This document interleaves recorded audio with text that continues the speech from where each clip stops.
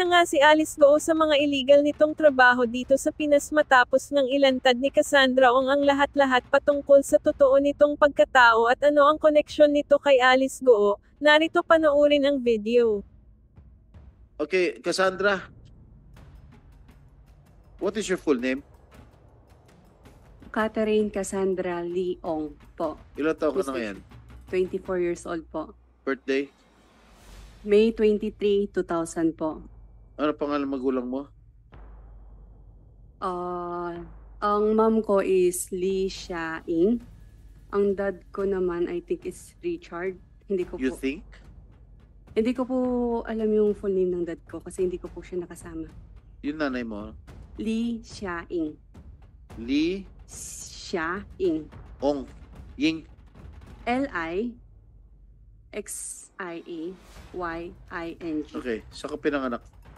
Sa San Juan, Manila po. Ha? San Juan, Manila po. San Juan, Opo. Metro Manila. Opo. Kailan? Kababayan pala kita. Kailan kayo tumira sa San Juan? I think since until 2, 3 years old. Hindi ko po maalala. 2001. 2000. Since nung doon ako pinanganak, I think po. Tapos lumipat kami sa Binondo. Saan ka nakatira ngayon? Ngayon po, doon sa bahay sa Porac po. Bago ako umalis. Sino kasama mo sa bahay mo? Si Ninong po. Doon sa bahay sa San Juan, may naalala ka Sa San pa? Juan po. Ha?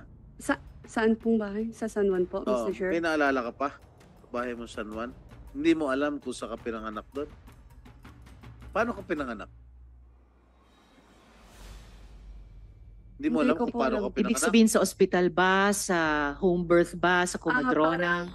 Sa Madrona, tapos dinala po So sa hindi sa ospital. ospital. Yun ang, Tapos yun ang dinala po sa gusto kong ospital, tanungin. Mr. Chair. Hindi ka sa ospital pinanganak. Hindi po, pero dinala po sa ospital. Ano ospital? Wait lang po. I-confirm ko ulit yung address ng ospital. Kasi ilan lang yung ospital namin sa San Juan eh. Chinese Gen po, Mr. Chair. Ang layo naman nun. From San Juan, dinala ka ba sa Chinese General? Ng nanay mo? Hindi ko po alam sa kanya. Kasi base sa... Miss Cassie, alam ko first time mong humarap sa komite namin Opo. kasi nagmagandang loob kami sa doktor, no? Opo. Ng House of Representatives na nagsabing bumagsak ang blood pressure mo, kailangan mo ng 2-3 araw na makapaghinga sa ospital. Pinagbigyan po namin yon. First time nyo sumagot sa amin. Opo. Sumagot kayo ng maayos po. Seryoso po itong mga tanong, hindi katatawanan. Ano po? Miss Cassie. Opo. Alright. Yes, Okay. Pro Tempore. Thank you, Madam Chair. Base sa record ng birth certificate mo, pinanganak ka nga sa San Juan. Ito. At kasalukuyan, mayor ako nun. No San Juan. Alright? Pinanganak ka through hilot by a certain Rosario Mendez. Alright? Nakalagay dito sa dito sa certificate of live birth mo. At ang address na nakalagay ay 347 P. Mendoza Street, San Juan. Okay. Alam mo, matagal akong mayor doon, 7 na taon eh. Naalala mo anong barangay itong P. Mendoza Street? Hindi po, Mr. Chair. Okay. Inusisa at pinagtanong ng aking mga staff sa mismong barangay at sa mga residente na kinasasakupan nung sinasabi mong address na 347 P. Mendoza. Yun ay nasa barangay Ermitanyo. Kung may ganong address na nag-exist noon pa man. Ngayon, wala na raw ganyan number, house number, maski noon pa. Ngayon kasi, naging 2 digits na lang yung house number, pero ginagamit pa rin ng mga residente ang lumang 3-digit house number sa PB Mendoza Street. At wala rin nakakakilala na sinasabing manghihilot na nagngangalang Rosario Mendez. Alright? And also, I'd like to point out, Madam Chair, that the place of birth indicated in the certificate of live birth of is 345 P. Mendoza Street. Wala pong ganyang address o house number sa San Juan. Maniwala ka sa akin. Kabisado ko lahat ng kalsada ron. Madam Chair, it seems that the entries in the birth certificate of Cassie Ong are quite questionable, no? Walang manghihilot, walang Rosario Mendez, at wala rin yung address sa San Juan na nakalagay sa kanyang birth certificate. At isa pa, nung mayor ako ng San Juan, libre panganganak doon. Hindi kami gumagamit ng manghihilot. Libre panganganak doon sa mga health center. Nung mayor ako. At libre libing doon pag namamatay ang mga tao ron. SP Pro Tempore, tanungin ko lang ang COMSEC kung nandito pa ulit ngayon ang TSA.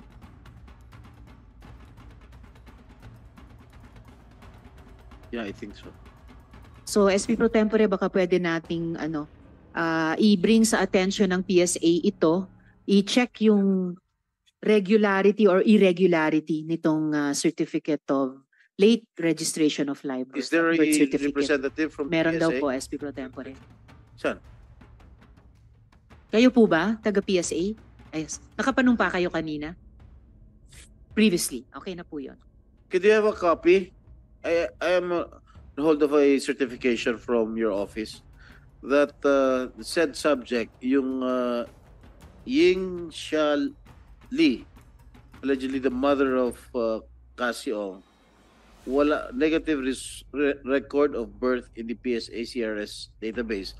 At yung Ying Xia Li and Richard Ong Chow Hong, negative din ang record sa based on record of marriage in the PSA CRS database. Do you confirm this? That's confirmed, Your Honor. Because the parent, the mother is a Chinese, so hindi siya pinanganak talaga dito sa Pilipinas. The father allegedly was born as Chinese, but parang merong pinapakita in the Congress, in the House of Representatives, that the father was naturalized. So kaya yun yung nakalagay doon sa COLB ni Miss Cassie Ong. Kasi they have no record of their marriage in your database, even though their purported marriage indicated in her birth certificate happened in December 13, 1998 in Manila City Hall. This is another case of questionable birth certificate issued through late registration, and there is no basis for the issuance of Cassie Ong's birth certificate. They should be investigated, and they should immediately be cancelled if there are findings. Yes, Your Honor. We have already launched fact-finding investigation on the ground sa LCRO ng San Juan City. In fact, ongoing pa rin yung fact-finding. Ito, late registration. Pinanganak siya May 23, 2000. Niregister May 16, 2001. Mayor pa ako nito. Itong mga pumirma, mga empleyado ko ito, kilala ko itong mga ito. This has to be investigated thoroughly. Yes, Hindi Your naman Honor. pwedeng laging dami naman mga Chinese dito, late registration lahat. Yes, Your Honor. That's one of the individuals na binabantayan ng PSA and are already subject of investigation, including yung mga iba pang mga may information po kami sa ibang LCROs din.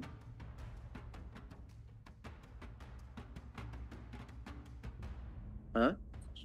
Yeah, tao ko ito. Ito pumirma, tao ko. Lahat. Pero lumipat na lang.